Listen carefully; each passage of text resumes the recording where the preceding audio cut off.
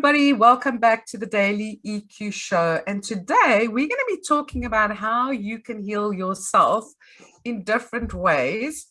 My name is Deborah Mcphilemy. I'm the host of the show and the co-founder of EQ for All. And my guest today is Pamela or Pamela. Pam, you're going to have to tell us how to say this, from Italy. Welcome to the show.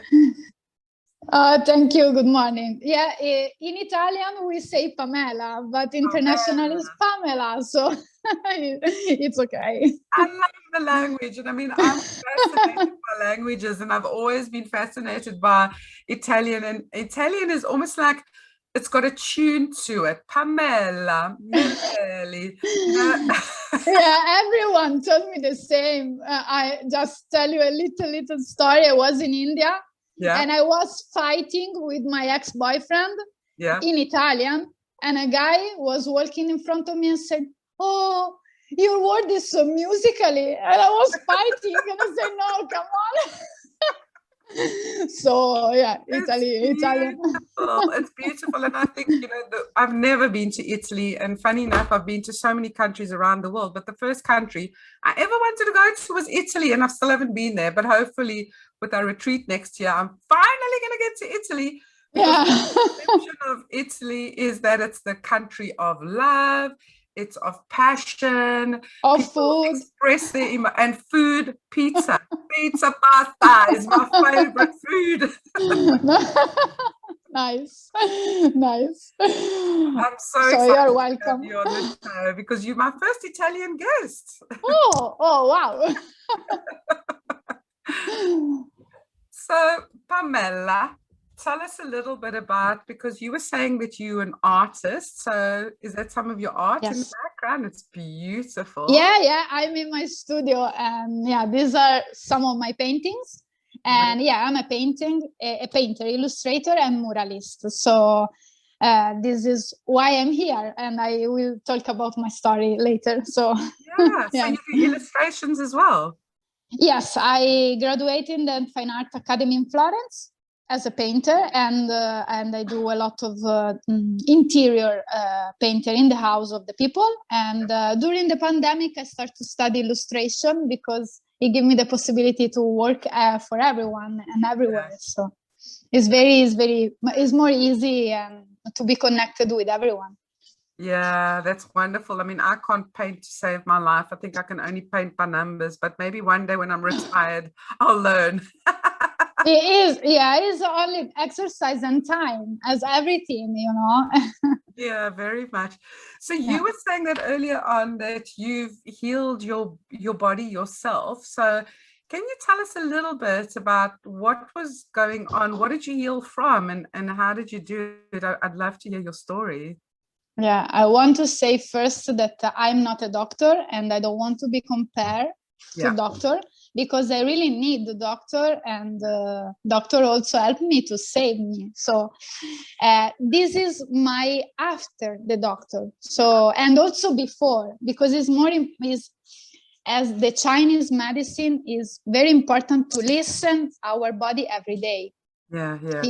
If you know the importance of yoga, for example, is to do exercise for listen every part of the body. So I had two big issue with my health. It was in 2010, I had a cancer in my thyroid, and they removed my thyroid because the cancer was bad. So I did all the radiation and everything that we have to do.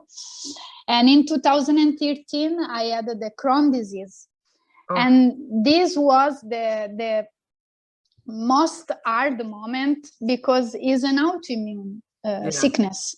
Yeah. So the doctor tell you will never be healthy again, and you have to live together all your life with this. So I was in the bed 3 months in the hospital, and I read a lot, and I say, okay, if it's an autoimmune sickness, it means that I create this sickness. So if I create this sickness, I can destroy this sickness. Yes. So I start to read a lot about the connection between the mind and the body, Chinese medicine, and a lot of stuff, and also with food. and I change a lot. Yeah. I start to do meditation. I start to read. I change a lot of different kind of food. Not a lot, because I was vegetarian, and I became vegan, but it's not like the connection. There is not a line. Everyone is unique. Everyone is different. So maybe I can eat something that for me is okay and for you not. So I start to listen myself. I start to listen my body. And I start to know people who have the same sickness. Yeah. So I talk with them and I say, what are you doing? What you eat? What's your life? And I realize after now is 8 years from the big surgery, that is very difficult to speak. Then the people need to change and go outside of the comfort zone, even if the comfort zone is unhealthy. We just are lazy, and of course I speak about the Italian, but I think that is common for everyone, that we prefer to stay in a kind of life that maybe is not so good, but is sure, we know that, okay, we don't want to change. So I change everything. I change the city. I buy a camper van. I was living 3 years in the camper, and I start to travel. I stay 2 years in India, 1 year in Israel. I travel a lot around Europe, and I decide to live only with my painting, because for all my life I paint, but at the same time I had another job, because it's different. It is very difficult to live only with painting. Yeah. And in 2015, so after 2 years of the surgery, I decided, no, this is what makes me really my art alive. I want to live only with this, and I don't need a lot of money for live, because we really don't need a lot of money for live. And now I'm here. I travel, and now I come back in Italy because I find an husband here. The reason is him, and I open my studio, and now is 1 year from the pandemic that I don't travel. Yeah. And I was at the beginning afraid, because I say, no, I don't know. It's 8 years that I travel, but now I'm good with this, because I find a balance. I listen a lot to my body. And I want to share with people that we can help ourselves to heal and to be healthy. So I, during the pandemic, I just put all this in a book that is not about my story, is about the plant, because I heal myself a lot with medical plant that we can find everywhere. So tell us a little bit more about that, because obviously back with Crohn's disease, you know, with Crohn's disease and anything to do with digestive, ulcerative colitis, all of those autoimmune diseases. And as you say, it always comes down to destroying and recreating. But I also know that it's got to, with diet, so everything with your digestive system. And I think that is always such a hard thing to find what to eat. And it's, you know, people automatically say, well, you know, I shouldn't have gluten, I shouldn't have wheat, I shouldn't have dairy, you know, those are the main things. Now, I don't know if that's what you've also eliminated, and if you have, how on earth do you do that living in Italy with all the pizza and the pasta? That's like oh my God, this is hilarious. Okay. There are many different kind of school or idea. Okay. Yes, white flour is not easy to digest, and also I every time, I don't remember the name, the thing that you put inside the pizza that help to grow. Oh, the yeast. Exactly. Yeah. Also, that is the reason why the beer is also poison. So there are few things that are very difficult to digest, but for everyone, not for me, because I have Crohn's disease. Yeah. Of course, I I'm not strong in my intestine. So if you eat something, maybe for you is just, oh, I feel that, but in 2 hours you are okay. And for me, it's more long and more complicated and sometimes very painful. But if you eat good things, but you don't work on yourself, you don't do meditation, you don't breathe, and you run 24 hours a day, like working like crazy, you know, even a glass of water is poison, because your intestine tell you, stop, I'm full, I don't want anything, I just want to be empty, you know, because the main things is the diarrhea, and you have a lot and very painful sometimes.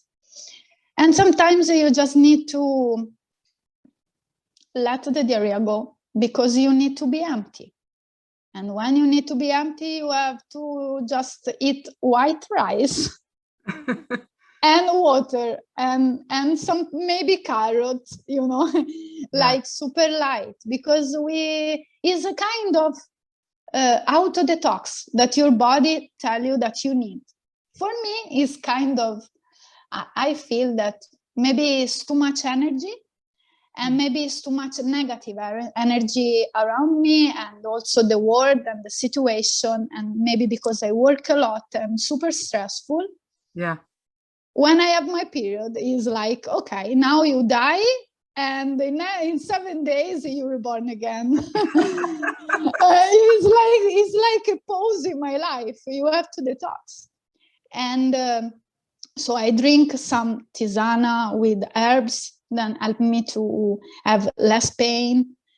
But if I need to have diarrhea, I don't need, is not sense to stop this. You need to let your body have your detox. It's very important. I think it sounds like a lot. Sorry, it sounds like a lot of what you're saying is very similar in terms like, you know, because I don't know if you know Louise Hay's work. No. Louise Hay.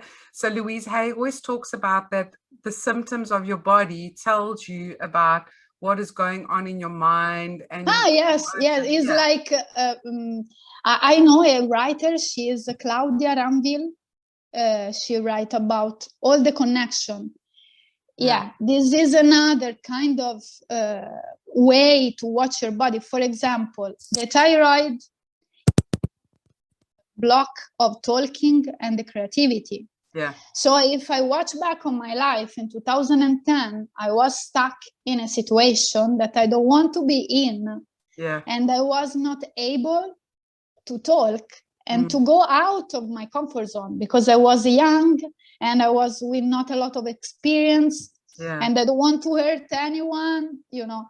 So every part of the body is connected with the mind. And this is what is very difficult to try to explain to the people, because we are used to, oh, I have an headache, I take pills. Oh, I have a pain stomach, I take pills. Yes, of course, if I have to go to work, I need to take pills.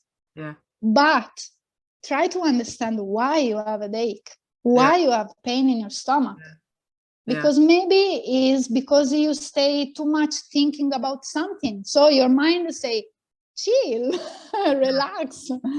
It's very much about listening to your body, because I remember I've got Louise Hay's book and I've had it almost like as my Bible for the past 15, 16 years, because when the whole concept of, you know, your body symptoms are telling you, and I remember the first time I was introduced to it was when I was ill and I had fibromyalgia, and I met this guy who did a lot of, he called it shadow work. And so what he was saying is like whatever's lying in your unconscious mind creates symptoms in your body and it makes you ill. And he said to me at the time, when I said to him about this array of symptoms I had, and he said, your body never lies. Your body will tell you what is wrong, but you need to listen. And when you were talking about, you know, the digestive issues Louise Hay talks about, and she says, are you not digesting life? Is there something in your life exactly to digest and process?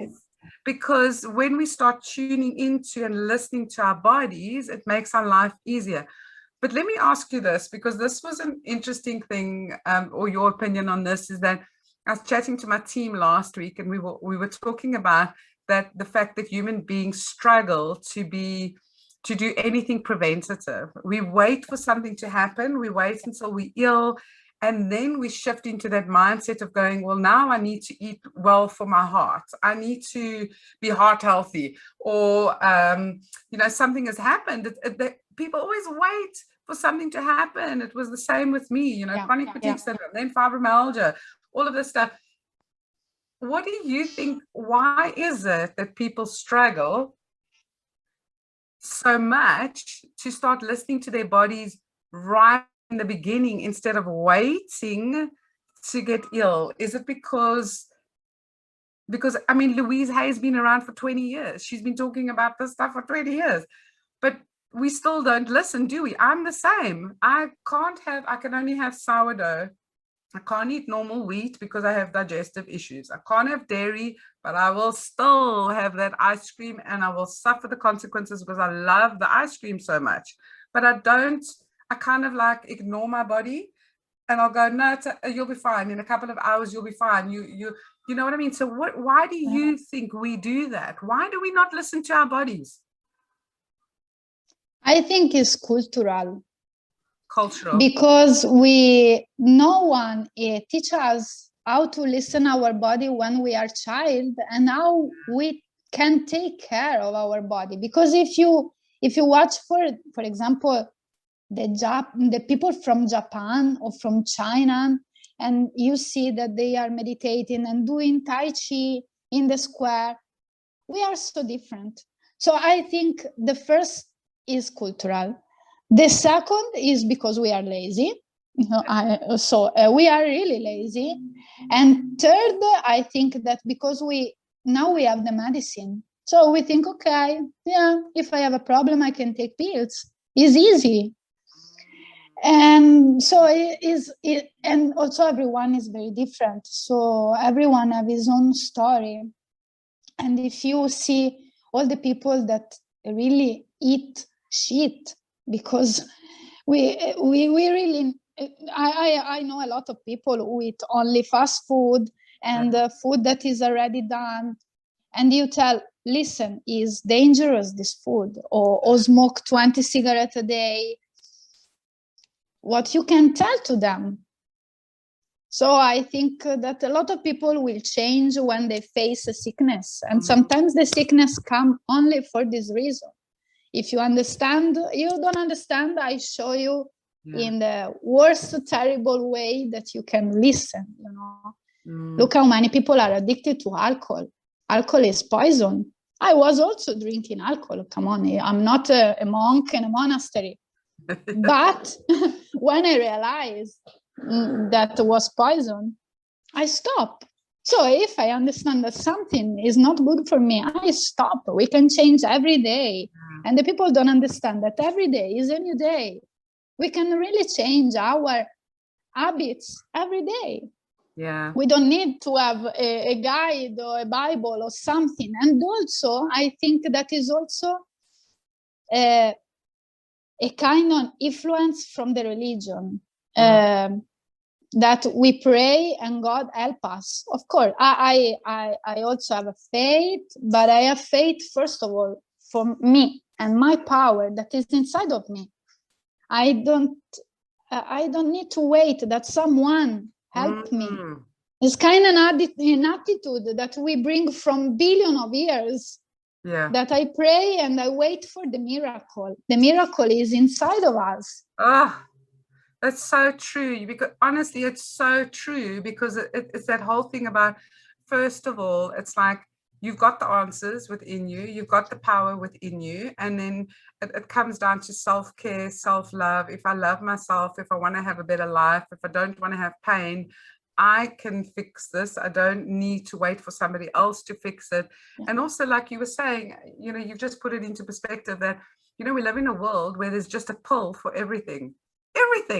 You eat something. Yes. I'm guilty of that, because for me, as I said, my downfall sometimes is still ice cream. I don't eat it as much as I do, but I know that I'm going to get stomach cramps, but I'll just quickly take a digestive enzyme, or I'll take something to help with the cramps because I want the ice cream, and it's silly because if the pull wasn't there, it's kind of the choice of going, why are you doing this to yourself? You can eat something that tastes just as good, that's not bad for you. So there's that cultural thing about just take a pill. And then there is this religious thing, which drives me crazy, where I also have faith and I also pray to God, and God is my friend. I've changed my complete relationship with God and the universe, whatever you call it.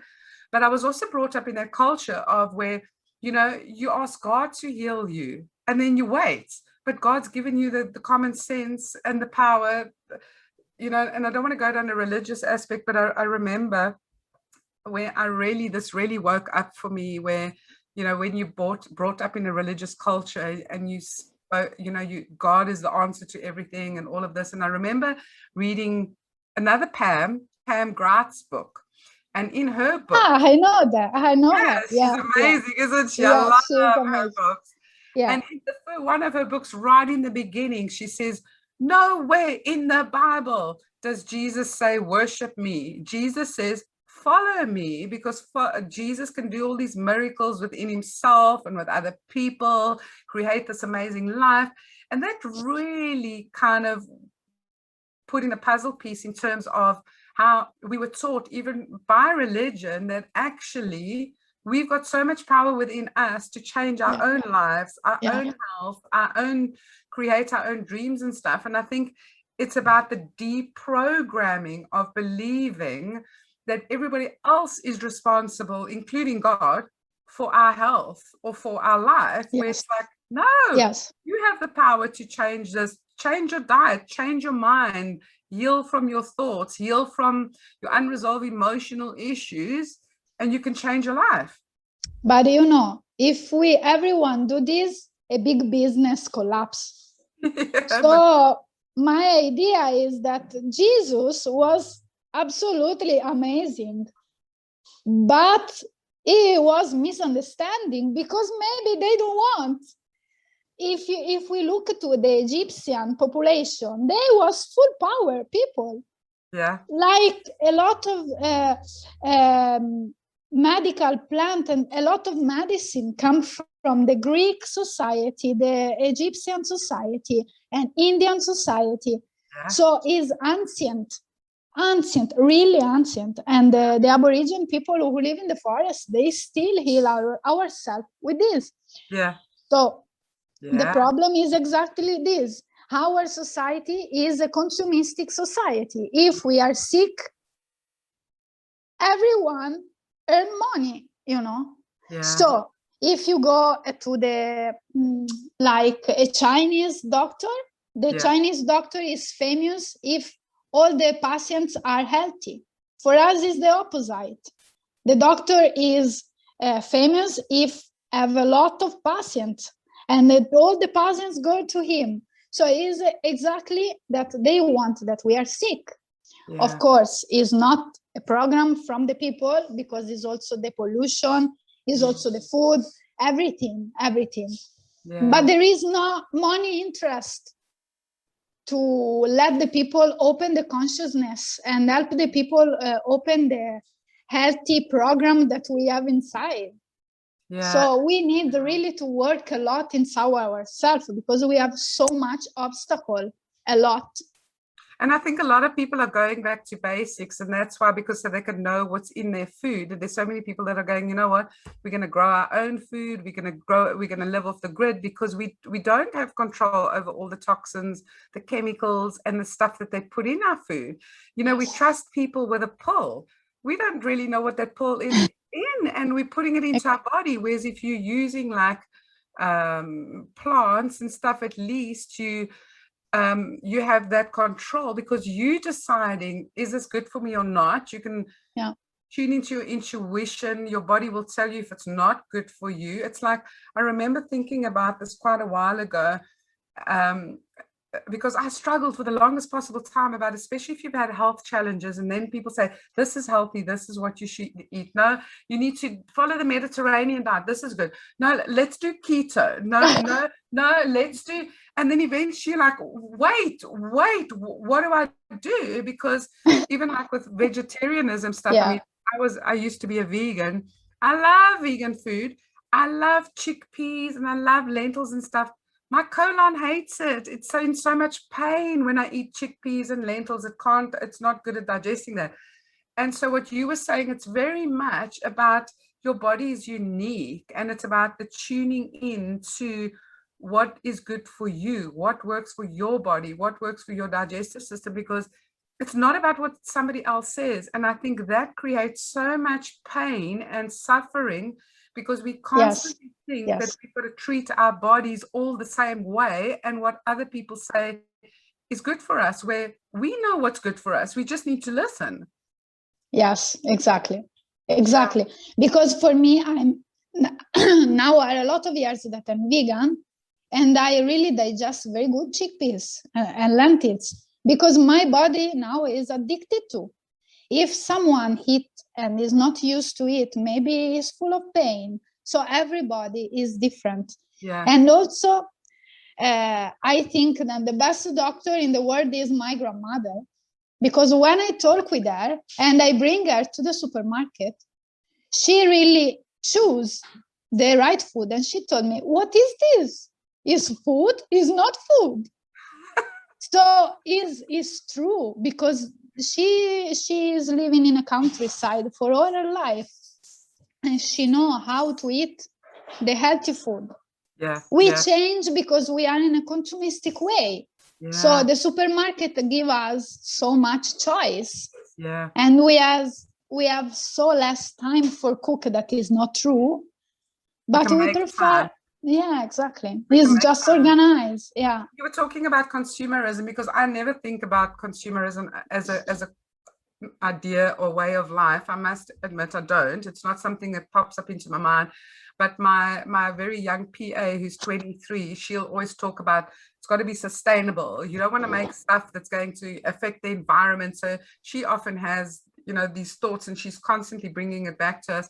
But we started watching a series yesterday on Apple TV, and it was called The Mosquito Coast or Mosquito Coastline or something like that. And it's about this guy who is very anti everything, phones, plastic. And he was saying, and they came across all these homeless people living in sewers. And he was saying, this is the problem with the world today. Everything is about consumerism. He says, you see these people here? They decided that they do not want to be tied into a world that revolves around consumerism. Your TV breaks, you buy another one. You do this, you buy another one. You don't fix things anymore. You just keep buying something instead of fixing it. And, you see these dumps with all this stuff. And then he says, and you know what society does with people who don't want to consume? They throw them away as well. And that's why you have these people living on the streets, because our world is now sucked into being a consumer. And that's the problem. We need to go back to basics, the way your grandmother lived, my grandmother lived. Why are we obese? Because we eat crap. We eat packaged boxes of stuff that they've now put hundreds of chemicals in and told us it's food.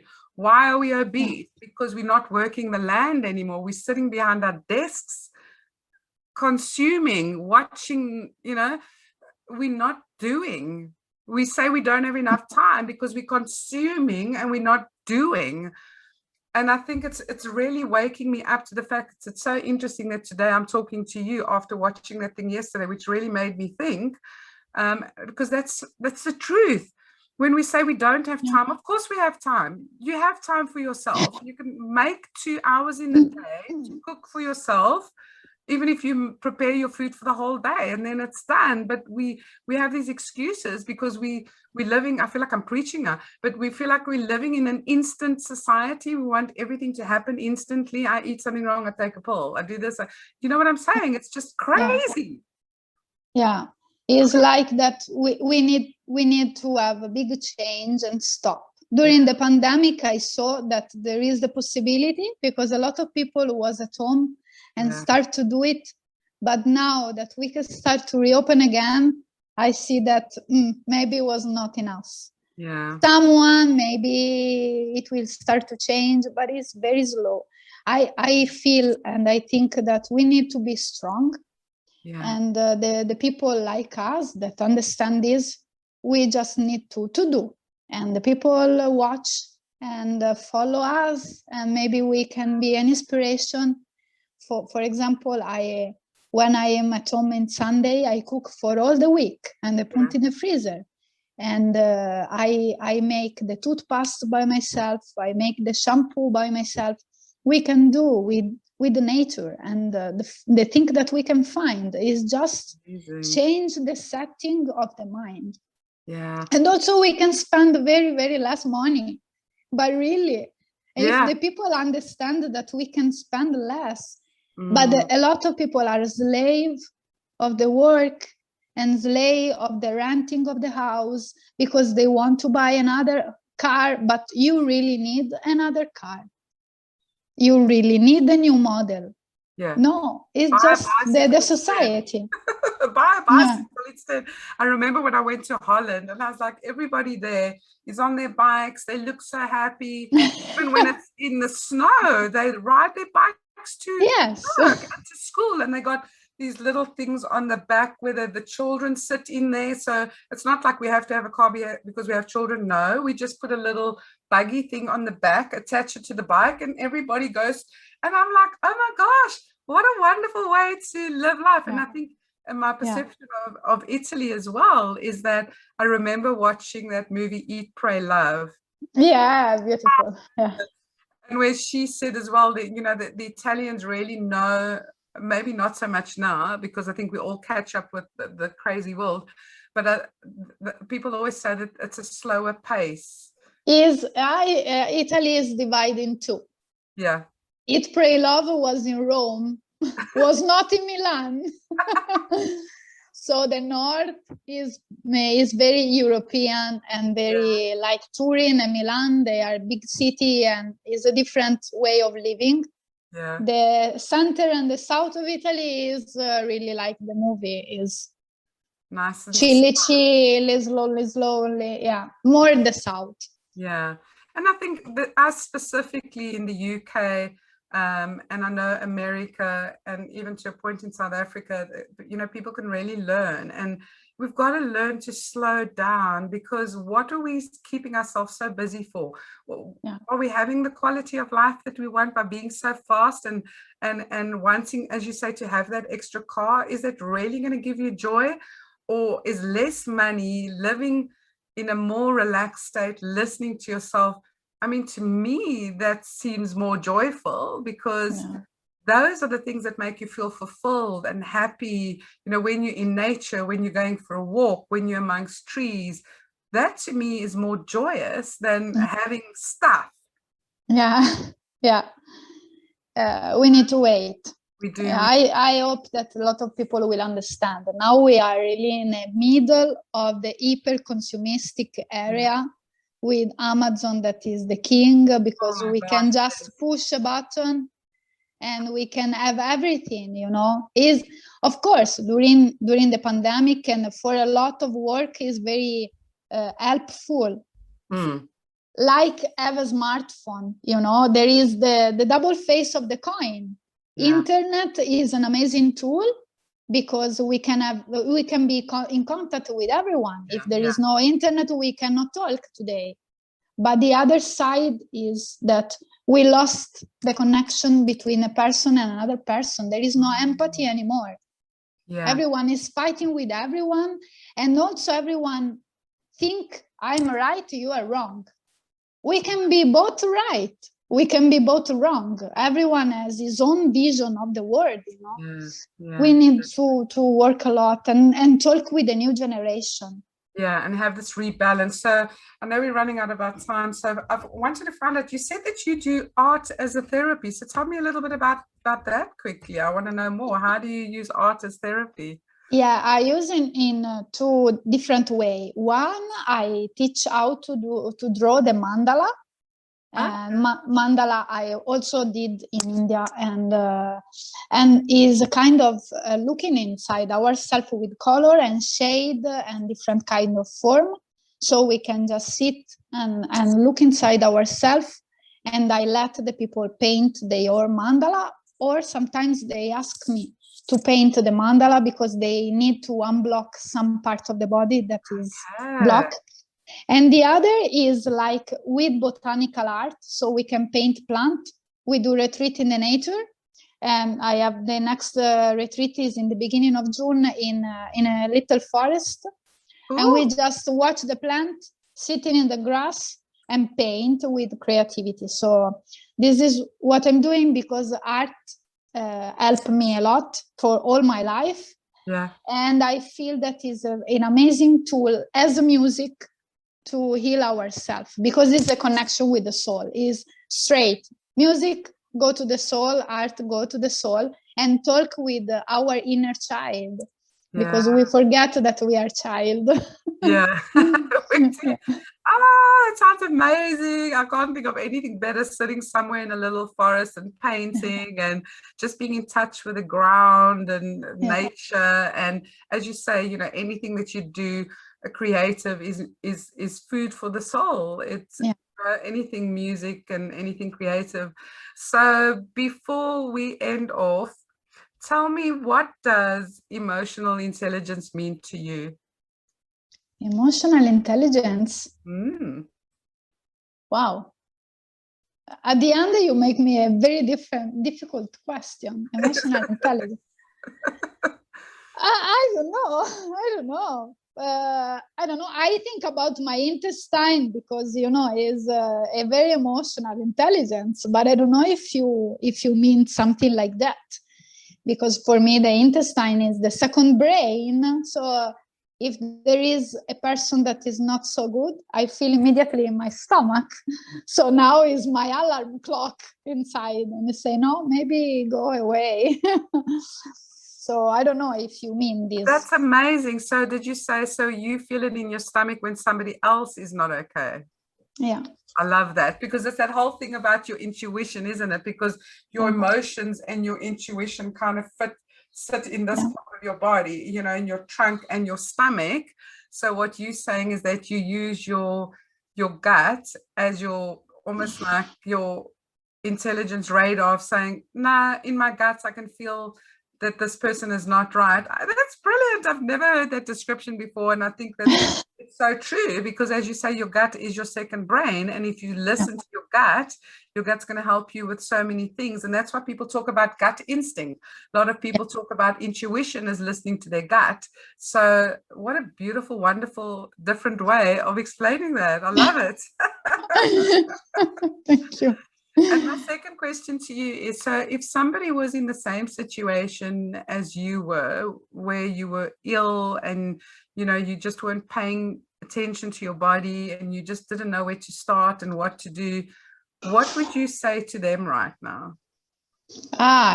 If they are able to go outside of the comfort zone and change the habits, then bring them in the moment that they are now, because we live here and now. And a lot of people are stuck in the past, or they think about the future, so they are hyper stressful. So you can see two different kind of person. One is melancholic and think about the past and say, oh, and they are full of regrets. Oh, if I have to do this, or oh, tomorrow I have a meeting. No, he's here now. I did Vipassana meditation. Is 10 days in silence. Yeah. And in a place that every country have a different kind of building. Mm-hmm. So it was 10 days in silence, sitting 14 hours a day in meditation. So if you consider of the pain of the body to sit 14 hours a day and stay in silence, you can understand the storm of the thoughts that come in the mind. And we are full of thoughts every single moment.